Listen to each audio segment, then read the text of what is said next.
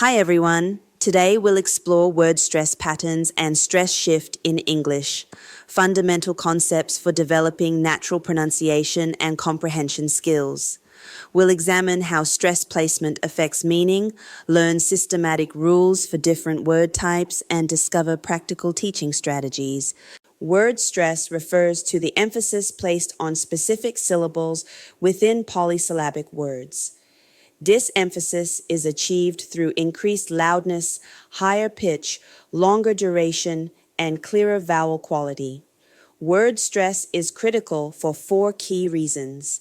It ensures communication clarity, helps distinguish between different words, contributes to English's natural rhythm, and aids listening comprehension by helping learners decode rapid speech. Stressed syllables have four distinctive acoustic properties. First, loudness. They're produced with greater vocal energy. Second, pitch. They typically occur at higher frequency levels. Third, duration. Stressed syllables are longer than unstressed ones. Finally, vowel quality. Stressed syllables maintain full vowel sounds, while unstressed syllables often contain reduced vowels like schwa. English has three levels of stress. Primary stress represents the strongest emphasis. Every multisyllabic word has exactly one primary stress, like telephone.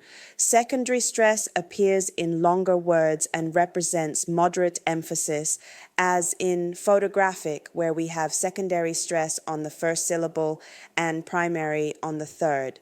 Unstressed syllables receive minimal emphasis and typically contain reduced vowels, creating English's characteristic rhythm patterns. Two-syllable words follow predictable patterns based on grammatical category. Nouns and adjectives typically stress the first syllable, present as a gift, record as documentation, perfect meaning flawless. Verbs typically stress the second syllable, present meaning to give, record meaning to document, perfect meaning to improve. This pattern affects hundreds of common English words and represents one of the most reliable stress rules. Three-syllable words follow several systematic patterns. Words ending in chon or sion consistently place primary stress on the syllable immediately preceding the suffix. Information, education.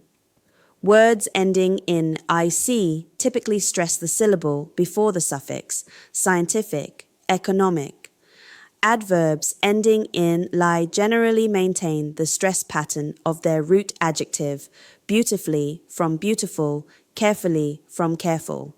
Longer words show two main patterns. Words ending in ity or ety attract stress.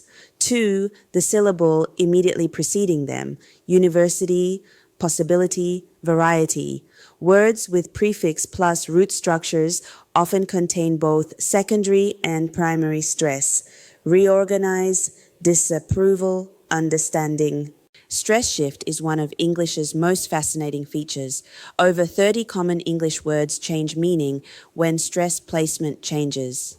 DIS demonstrates how suprasegmental features can carry both semantic and grammatical information, making stress placement crucial for accurate communication. The most common stress shift pattern occurs in noun-verb pairs. The noun conduct refers to behavior or management, while the verb conduct means to lead or manage. Similarly, object as a noun means a thing, while object as a verb means to disagree. Permit is a license, while permit means to allow. Progress represents advancement, while progress means to advance. This pattern affects dozens of high-frequency words. When stress shifts, several phonetic changes accompany the movement. Vowel quality often changes as unstressed vowels reduce to schwa. Compare record, where the first vowel is E, with record, where it becomes I. Some consonants may also change. Use as a noun ends in s, while use as a verb ends in z. Stress shift extends beyond simple noun-verb pairs. Compound words versus phrases show different patterns. White House refers to the specific building, while White House describes any house that's white. Blackbird is a species, while blackbird is any bird that's black. Derivational morphology also shows systematic stress shifts. Photograph becomes photography, which becomes photographic. Non-native speakers face several systematic challenges. L1 transfer from syllable-timed languages like Thai creates difficulties with English's stress-timed rhythm. Common errors include overstressing by giving equal emphasis to all syllables and stress misplacement, which can lead to misunderstandings. Confusing desert, meaning abandon, with desert, meaning arid land. Effective teaching strategies address these challenges through multiple modalities. Visual methods include using capital letters for stressed syllables, circles to show stress patterns, accent marks, and underlining. Physical approaches help kinesthetically, hand clapping loudly on stressed syllables, foot tapping, and arm movements reinforce stress patterns through body movement. These multisensory approaches help students internalize rhythm patterns. Systematic auditory training develops stress perception and production skills. Minimal pair practice with words like conduct versus conduct helps students distinguish stress-based meaning differences. Stress dictation exercises where students listen and mark stress patterns, then check and discuss the patterns, build recognition skills essential for natural speech production. Advanced learners need to understand how word stress interacts with connected speech. Function words typically reduce, while content words maintain their stress patterns.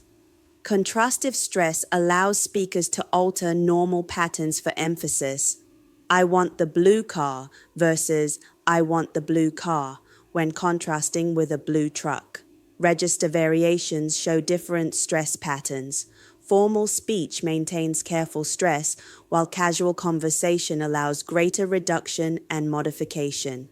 Word stress represents a systematic aspect of English pronunciation that directly affects meaning, comprehension, and naturalness.